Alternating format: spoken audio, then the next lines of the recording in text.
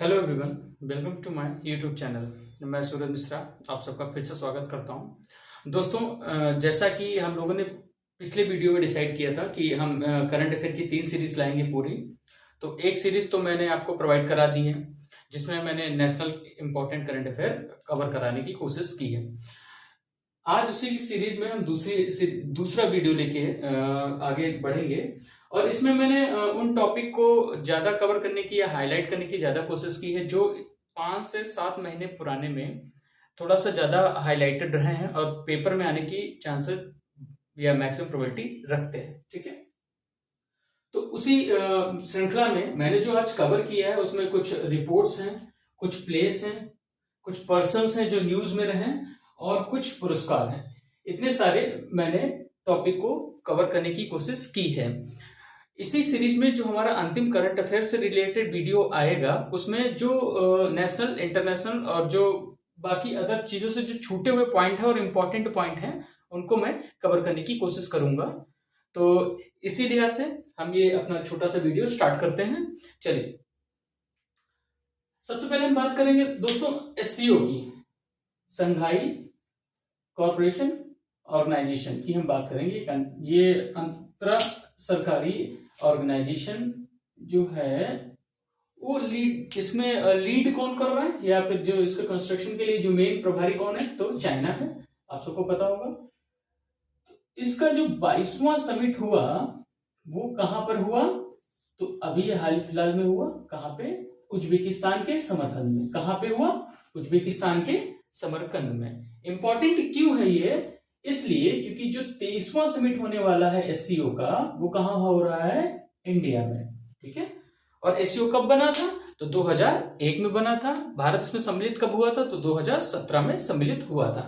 तो इससे हमें एक पॉइंट क्या देखने को मिलता है, क्या कि एससीओ का जो 23वां समिट होगा वो कहां होगा, इंडिया में होगा। अच्छा, एससीओ से एक और चीज निकल के सामने आती है, इंपॉर्टेंट इसलिए है क्योंकि जो 22वां कन्वोकेशन या जो समिट हुई उसमें ये कहा गया कि जो वाराणसी है, अपना उत्तर प्रदेश का वाराणसी, ये एससीओ की हेरिटेज और कल्चरल कैपिटल होगी। तो ये बहुत इंपॉर्टेंट पॉइंट है, इस पे ध्यान देना आप लोग कि एससीओ में ये कहा गया कि वाराणसी को क्या हुआ, एससीओ की सांस्कृतिक राजधानी घोषित किया गया। कहां पे, एससीओ के समिट में। कहां पर समिट हुआ, उज्बेकिस्तान के समरकंद में। ठीक है, अच्छा अभी हम बात करेंगे दूसरा हमारा एक इंडेक्स है, क्या, एचडीआई, ह्यूमन डेवलपमेंट इंडेक्स।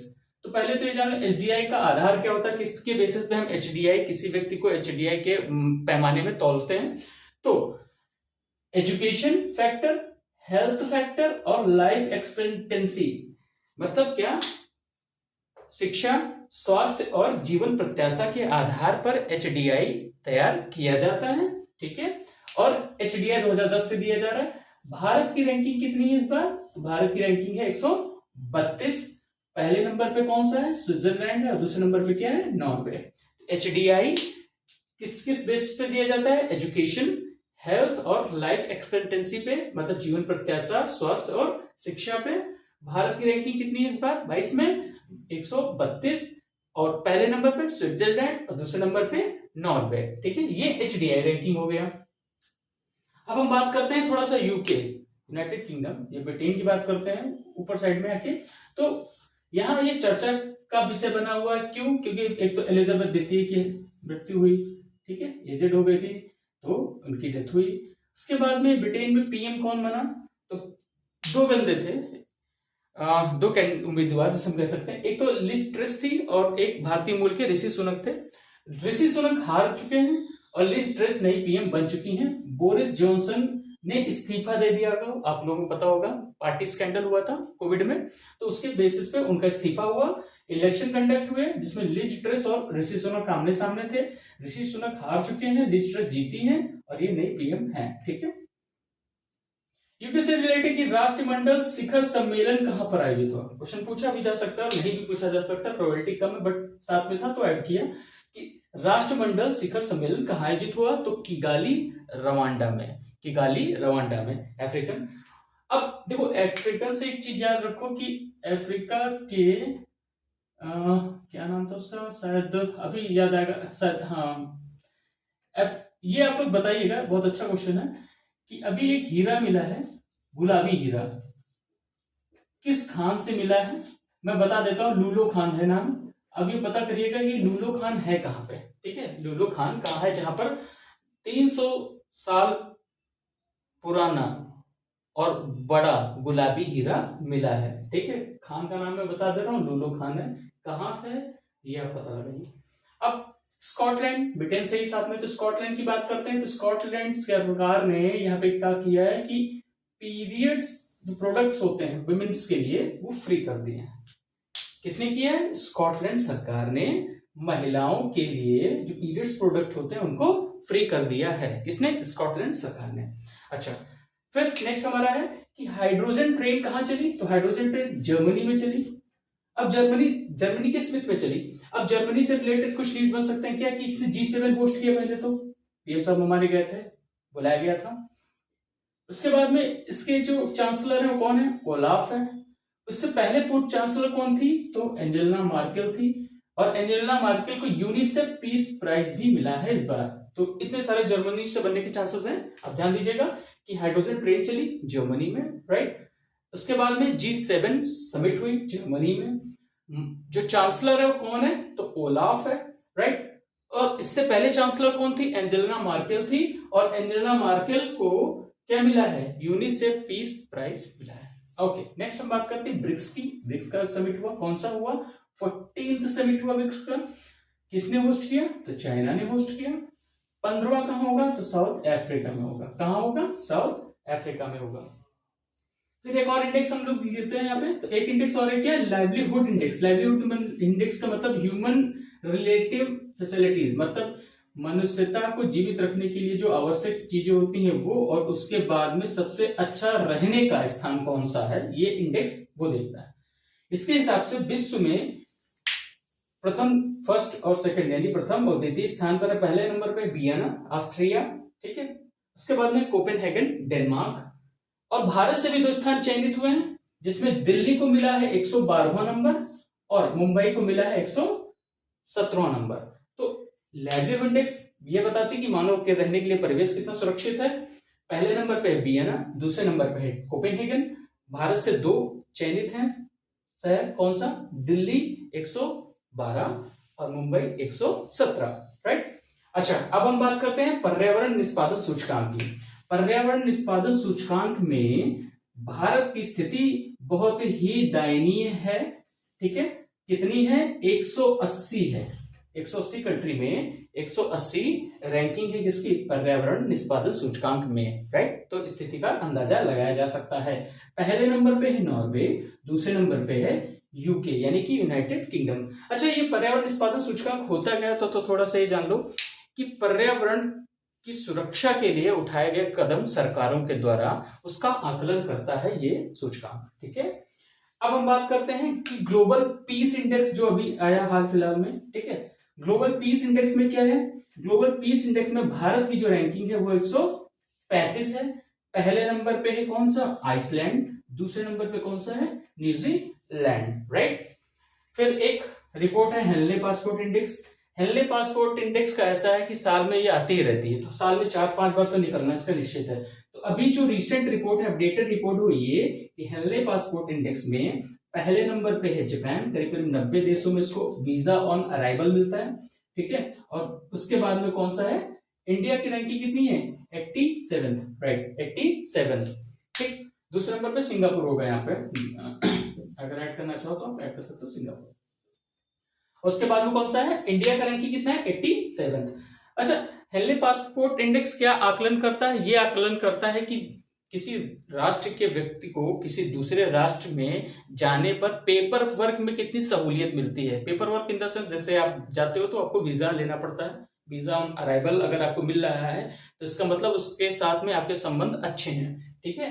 या आपके देश के व्यक्तित्व को या व्यक्तियों को वो देश हितकर सम्मान देता है, ठीक है। इसका मतलब ये जापानी सांस्कृतिक मूल्य, टाइम के पक्के, सब कुछ है उनके अंतर्गत। तो एक अच्छा सामाजिक व्यक्ति माना जाता है जापानीज, ठीक, इसी वजह से उसको 90 देशों में एक्सटेंशन यानी वीजा ऑन अराइवल मिलता है। भारत की स्थिति कितनी है, 87 पे है। ठीक, अब उसके बात करते हैं प्रेस फ्रीडम इंडेक्स की। प्रेस फ्रीडम इंडेक्स, क्वेश्चन आता है कि प्रेस दिवस कब मनाया जाता है, विश्व प्रेस दिवस तो 3 मई को मनाया जाता है। ये रिपोर्ट भी 3 मई को ही आती है। भारत की रैंकिंग यहाँ पे देखने लायक है, 150 है। पहले नंबर पे नॉर्वे है, दूसरे नंबर पे डेनमार्क है। तो विश्व प्रेस सूचकांक में भारत की रैंकिंग 150 है, पहले नंबर पे नॉर्वे, दूसरे नंबर पे डेनमार्क है। और ये कब सूचकांक आता है, तो 3 मई को आता है, क्योंकि उसी दिन प्रेस दिवस होता है।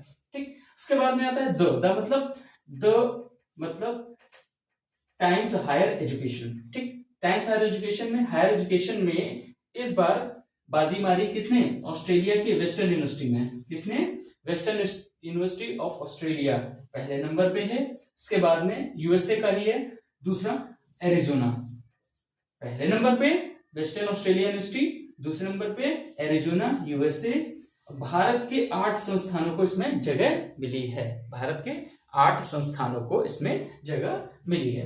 नेक्स्ट हम लोग देखते हैं सिप्री की रिपोर्ट आई। सिप्री, स्टॉकहोम इंटरनेशनल से सिप्री की रिपोर्ट निकली। सिप्री ये सैन्य खर्चे हैं। सिप्री क्या बताता है, सैन्य एक्सपेंडिचर बताता है, कितना आपने आयात किया है, कितना आपने निर्यात किया, इसका आकलन करता है। लेकिन किसमें, सैन्य उसमें, उपकरणों में, रक्षा साधनों में, उन सब में ये सिप्री रिपोर्ट अपनी पब्लिश करता है। ठीक है, तो पहले नंबर पे इसमें स्थान दिए यूएसए को, सबसे ज्यादा खर्चा करती है आर्मी पे या फिर अपने सैन्य उपकरणों पे या फिर सैन्य रक्षा पे। उसके बाद में है चाइना, उसके बाद में है इंडिया। यानी कि सिप्री के अनुसार सैन्य खर्चों के लिए विश्व में तीसरा स्थान किसका है, इंडिया का। पहले नंबर पे है यूएसए, दूसरे नंबर पे चाइना। ठीक है, और आर्मी होल्डिंग पावर में हम इंडिया 4th है, इंडियंस। ठीक है, अच्छा, फिर उसके बाद में है फॉर्च्यून इंडिया जो बिलियनियर इंडेक्स आया, उसके हिसाब से पहले नंबर पे हो गए अडानी और दूसरे नंबर पे है हमारे मुकेश जी। ठीक है, फर्स्ट नंबर पे है अडानी और मुकेश जी सेकंड नंबर पे है। अडानी की जो मालियत है बढ़ी, क्यों, क्योंकि इनका जो इन्वेस्टमेंट है ये स्वच्छ ऊर्जा की तरफ ज्यादा गया।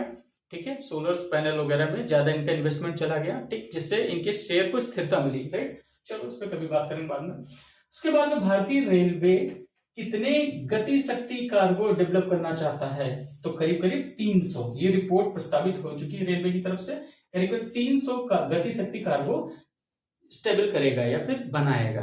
गति शक्ति कार्गो का क्या मतलब एक सेंट्रल पॉइंट जहां से लॉजिस्टिक को 100% एनवायरमेंट मिले। अब इसका क्या मतलब, इसका ये मतलब एक वो स्थान जहां से माल की आवाजाही बहुत आसानी से की जा सके, जहां पर लाना आसान हो, रखना आसान हो, ये सारी चीजें गति शक्ति किसमें, कार्गो में हो सकती हैं। इसीलिए भारतीय रेलवे 300 गति शक्ति कार्गो टर्मिनल विकसित करना चाह रहा है या प्रस्ताव पारित कर चुका है। ठीक है, नेक्स्ट हम बात करते हैं कि अभी हम लोगों ने देखा था कि कोविड में जब चीजों का आवाजाही नहीं हो पा रही थी तो सेमीकंडक्टर चिप को लेके काफी ज्यादा मुद्दा गरमाया था। क्यों ऐसा हो रहा था कि कार कंपनियां, ऑटोमोबाइल सेक्टर का जो बेस होता है वो सेमी चिप या सेमीकंडक्टर के बेसिस पे होता है, उसकी प्रतिपूर्ति तो हो नहीं पा रही थी, जिससे भारत में जो ऑटोमोबाइल, भारत ही क्या अन्य देशों में भी ऑटोमोबाइल सेक्टर काफी ज्यादा डाउन कर गया। तो भारत ने इस पे संज्ञान लेते हुए नई कार्य योजना के तहत, सेमीकंडक्टर नीति के तहत भारत का पहला सबसे बड़ा सेमीकंडक्टर संयंत्र कहां स्थापित हो रहा है, गुजरात में। कौन कर रहा है, तो वेदांता इंडियन बेस्ड और उसके बाद फॉक्सकॉन। कौन कर रहा है, वेदांता और फॉक्सकॉन मिलकर भारत के गुजरात में सबसे बड़ा सेमीकंडक्टर संयंत्र स्थापित कर रहे हैं। नेक्स्ट है हमारा कुछ रिपोर्ट्स आई जो भारतीय अर्थव्यवस्था के बारे में थी, चलो तो देख लेते हैं। पहला कि भारतीय अर्थव्यवस्था का आकार यूके से ज्यादा हो गया है। ये किसने कहा, ये कहा ब्लूमबर्ग ने। ब्लूमबर्ग एक रिपोर्ट जारी करता है जिसने बोला कि भारत ने यूके की इकोनॉमी को बीट कर दिया है और कौन से नंबर पे पहुंच गई, 5वें नंबर पे।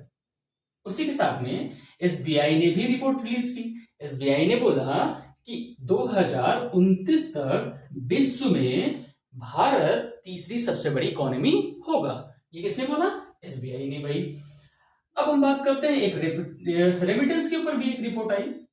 रेमिटेंस का मतलब क्या पहले समझ लेते हैं। तो प्रवासियों द्वारा, जो भारत के नागरिक हैं, दूसरे देशों में उपस्थित हैं, कार्य कर रहे हैं, कार्यशील हैं, उनको प्रवासी भारतीय बोलते हैं। उनके द्वारा पैसा भेजा गया, जो भारतीय मूल के व्यक्ति जो बाहर में है उनके द्वारा पैसा भेजा गया, वो क्या कहलाता है? वो रेमिटेंस कहलाता है। उस हिसाब से भारत का रेमिटेंस प्राप्त करने में प्रथम स्थान है। दूसरे नंबर पे कौन है? चाइना है। तीसरे नंबर पे कौन है? मैक्सिको है। तो ये क्यों? क्योंकि सर्वाधिक प्रवासियों का जो आवागमन है वो भारत के संदर्भ में सबसे बड़ा है, यानी कि सर्वाधिक प्रवासी किसके हैं? भारत के हैं, जो कहाँ? पूरे विश्व में फैले हुए हैं। इससे इनके रेमिटेंस में बढ़ोतरी लगातार संभव है। अच्छा, अब हम बात करते हैं कि एक भारत में एक इंटरनेशनल बुलियन एक्सचेंज बना। कहाँ बना? तो वो गिफ्ट सिटी गुजरात में बना। बुलियन एक्सचेंज का मतलब क्या है? डिजिटल इंडिया में बुलियन एक्सचेंज का बहुत महत्व हो जाता है। बुलियन एक्सचेंज मतलब एक डिजिटल अवसंरचना जहां पर डेटा जितनी भी चीजें हैं उनको हम क्लाउड कंप्यूटिंग या कंप्यूटिंग के माध्यम से स्थिर कर सकें और उनका उपयोग कर सकें। ये हो जाएगा आपका बुलियन एक्सचेंज। कहां पर है पहला बुलियन एक्सचेंज या इंटरनेशनल बुलियन एक्सचेंज? कहां है? गिफ्ट सिटी गुजरात में। ठीक है। इसके बाद में एसबीआई से रिलेटेड एक और है। एसबीआई से दो चीजें याद रखनी है। पहला तो हमने देखा कि एसबीआई ने एक रिपोर्ट जारी की 2029 में, भारत को थर्ड इकोनॉमी बता रहा है। उसके बाद में एसबीआई ने एक स्टार्टअप बैंक समर्थित बैंक शाखा की ओपनिंग की है। कहां? बेंगलुरु में। क्या कहने का मतलब है? कहने का मतलब ये कि भारत में इस समय सरकार एक ऐसे वातावरण को तैयार करने के लिए प्रयासरत है जिसमें स्टार्टअप को पूर्णतया क्या मिल सके? प्रोत्साहन मिल सके। इसी के चलते भारतीय स्टेट बैंक ने स्टार्टअप को प्रोत्साहित करने के लिए, उनको डायरेक्ट इन्वेस्टमेंट देने के लिए बेंगलुरु में अपनी शाखा ओपन की है भाई। उसके बाद में अच्छा, आप ये बताइएगा कि स्टार्टअप दिवस कब मनाया जाता है? कमेंट सेक्शन में ये बताइएगा स्टार्टअप दिवस कब मनाया जाता है और स्टार्टअप नीति कब आई थी भारत की। चलिए नेक्स्ट हम बात करते हैं कि प्रतिस्पर्धा सूचकांक आया। प्रतिस्पर्धा सूचकांक का क्या मतलब पहले ही समझ लेते हैं। तो भारतीय, जैसे सपोज किसी राष्ट्र की हमें प्रतिस्पर्धा सूचकांक का आकलन करना है तो हम उस व्यक्ति के जो राष्ट्र होगा उसमें जो मानव संसाधन होगा हम उसका आकलन किसी अन्य देश के मानव संसाधन से स्किल के तौर पे करेंगे। ठीक है, तो ये प्रतिस्पर्धा सूचकांक हो जाएगा। प्रतिस्पर्धा सूचकांक में पहले नंबर पे कौन है? स्विट्जरलैंड है। भारत का क्या रैंक है? तो 37 है। ठीक है, इसके बाद में हम बात करते हैं कि 100 बिलियन जो कैपिटा इनकम छूने वाली भारत की पहली कंपनी कौन है? तो रिलायंस इंडस्ट्रीज हो गई है 100 अरब के लिए। ठीक है, डॉलर के लिए। इसके बाद में अरामको दुनिया की सबसे मूल्यवान कंपनी बनी सऊदी अरब की। सऊदी अरेबिया की सबसे बेस्ट कंपनी है ये। क्या हुई? दुनिया की सबसे मूल्यवान कंपनी बन गई। ठीक है, अरामको। इसके बाद में हम बात करते हैं क्रिप्टो में। तो क्रिप्टो क्या है? एक डिजिटल करेंसी फॉर्म है। ठीक है, डिजिटल करेंसी फॉर्म पे कितना टैक्स ले रहे हैं? 33%। निर्मला सीतारमण ने भाषण में ये चीज बात की थी या बोली थी। क्रिप्टो करेंसी के एडॉप्शन में हम किस नंबर पे हैं? 21 नंबर पे। पहले नंबर पे कौन है? यूएसए। अभी क्रिप्टो करेंसी एडॉप्शन का क्या मतलब? क्रिप्टो करेंसी एडॉप्शन से मतलब कि प्राथमिकी तौर पर लाभ ही होता है। तो क्रिप्टो से सबसे ज्यादा लाभ के इन्वेस्टमेंट के लिए कौन सबसे आगे है? तो यूएसए। और भारत एडॉप्शन में किस नंबर पे है? 21 नंबर पे। उसके बाद में हाईएस्ट पेड के लिए भी एक लिस्ट आई। ठीक है, तो हाईएस्ट पेड लिस्ट फोर्ब्स के द्वारा आई। तो हाईएस्ट पेड में सबसे नंबर पे कौन है? मेसी है जो फुटबॉल खेलते हैं। और उसके बाद है लेबॉन। ठीक है, मेसी एंड लेबॉन। पहले नंबर पे मेसी, दूसरे नंबर पे लेबॉन। ठीक, अब कुछ नियुक्ति देख लें तो भारतीय संदर्भ में नियुक्ति है, इंपॉर्टेंट है, पेपर की दृष्टि से बहुत इंपॉर्टेंट, तो उस पर ध्यान देते हैं। पहला तो मुकुल रोहतगी साहब हमारे एजीआई बने। एजीआई मतलब attorney general of India. Article कौन सा है संविधान में? तो 76 आर्टिकल है। ये भारत के पहले विधि अधिकारी होते हैं। भारत के पहले विधि अधिकारी होते हैं, यानी कि सरकार के वकील होते हैं, सरकार को कानूनी सलाह देते हैं। ठीक है, इसके बाद में है दूसरा जो चर्चित व्यक्तित्व है वो है सत्येंद्र प्रकाश जी। सत्येंद्र प्रकाश जी क्या? पीआईबी मतलब प्रेस इंफॉर्मेशन ब्यूरो, जो सरकारी कार्य योजनाओं को, नीतियों को प्रेस रिलीज करता है, वो कौन है? तो उसके अध्यक्ष पीआईबी है और उसके अध्यक्ष कौन है? सत्येंद्र प्रकाश जी। उसके बाद चर्चित व्यक्तित्व है सुरेश एन पटेल। सुरेश एन पटेल इस समय क्या है? तो सीबीसी मतलब केंद्रीय सतर्कता आयोग, सीबीसी बोलते हैं। ये केंद्रीय सतर्कता आयोग किसके सिफारिश पर बना था? तो संथानम आयोग, संथानम आयोग 1964 में, ठीक है। ये 1964 में इसकी सिफारिश की गई थी, सीबीसी की केंद्रीय सतर्कता आयोग। कौन संभाल रहा है? तो सुरेश एन पटेल साहब। उसके बाद एक महिला है जो काफी चर्चित है, उनका नाम है रुचिरा कंबोज। रुचिरा कंबोज क्या है? भारत की यूएन में स्थायी प्रतिनिधित्व, मतलब क्या, भारत को स्थायी तौर पे प्रतिनिधित्व के लिए जो एक मेंबर होता है जो भारत को प्रेजेंट करता है। लास्ट टाइम शायद एक महिला था जिनका काफी ज्यादा एक वीडियो वायरल होता, जो जिन्होंने पाकिस्तान को जवाब दिया था, तो वो नहीं है ये रुचिरा कंबोज जी भारत को रिप्रेजेंट करेंगे, भारत की तरफ से स्थायी कैंडिडेट हैं। कौन सी? रुचिरा कंबोज। अच्छा एक चीज और जान लो, पेपर की दृष्टि से नहीं लेकिन इंपॉर्टेंट, ये 1987 की टॉपर है। ये जो है मैम, ये 1987 की यूपीएससी टॉपर भी है। अच्छा बात करते हैं समीर बी कामत की। समीर बी कामत डीआरडीओ संभालने लगे, ठीक है। जी सतीश रेड्डी थे, अभी कौन हो गया? समीर बी कामत। फिर इसरो कौन संभाला? के सिवन की जगह आ चुके हैं सोमनाथ जी इसरो संभालने के लिए। फिर उसके बाद में है केबी सुब्रमण्यम।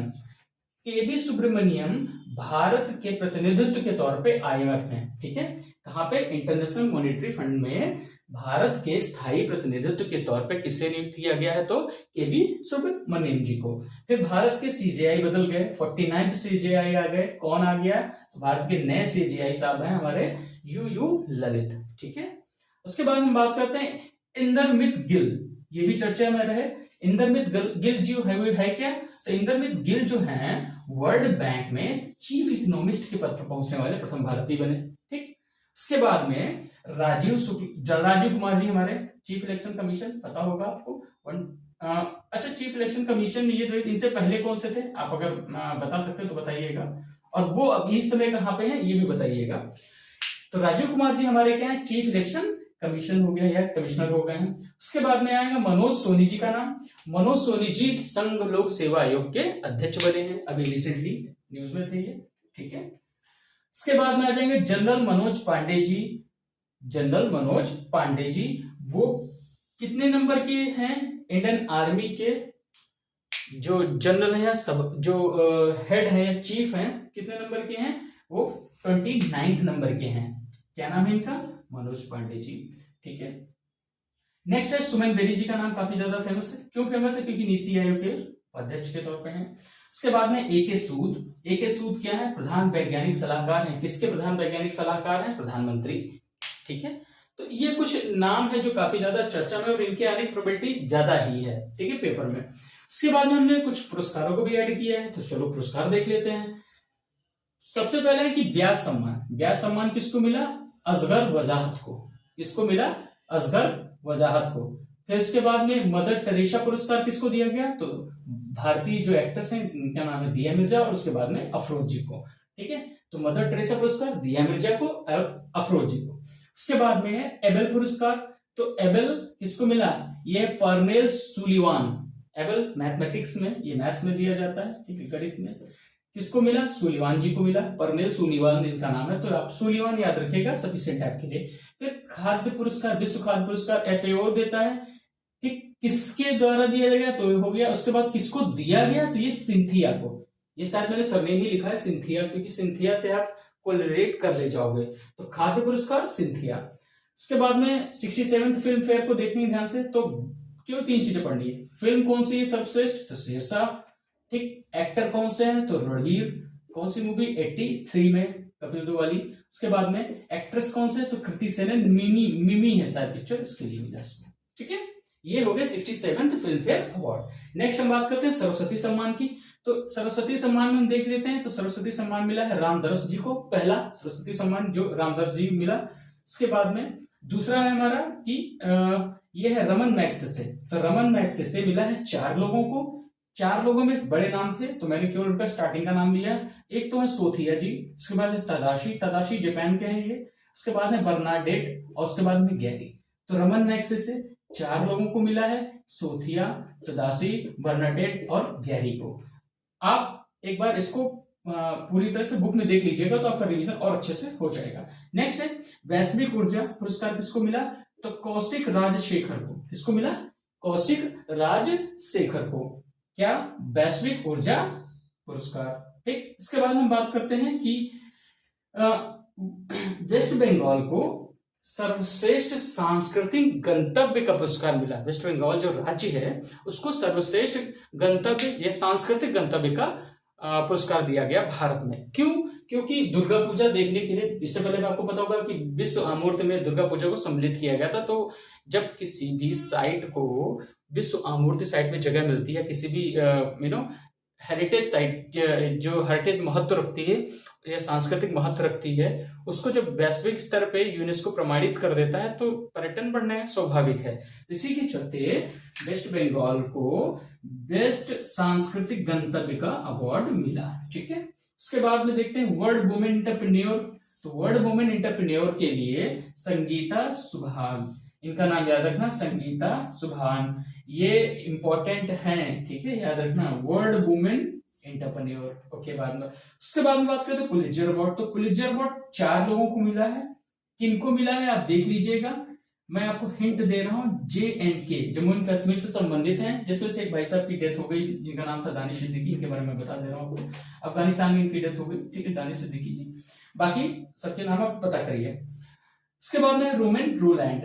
रोमेन रोलैंड पुरस्कार किसको मिला, तो कुमेल दाऊद को। किसको मिला, कुमेल दाऊद को। फिर लास्ट, सेकंड लास्ट हमारा है टेम्पल्टन पुरस्कार। तो फ्रैंक वेलजेक को मिला, फ्रैंक वेलजेक, ये इनको क्या मिला, टेम्पल्टन पुरस्कार। और लास्ट हमारा अवार्ड है क्या, विटले अवार्ड। तो विटले अवार्ड मिला चारुदत्त मिश्रा जी को।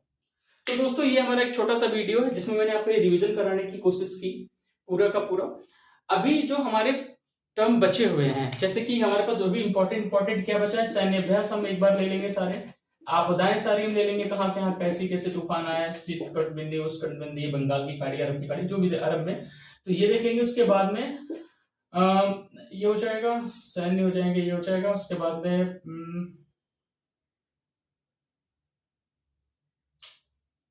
एक दो और शायद 5 टॉपिक मेरे ख्याल से अभी और बचे हुए हैं, 2 ही मुझे भी रिसेंटली याद आ रहे हैं।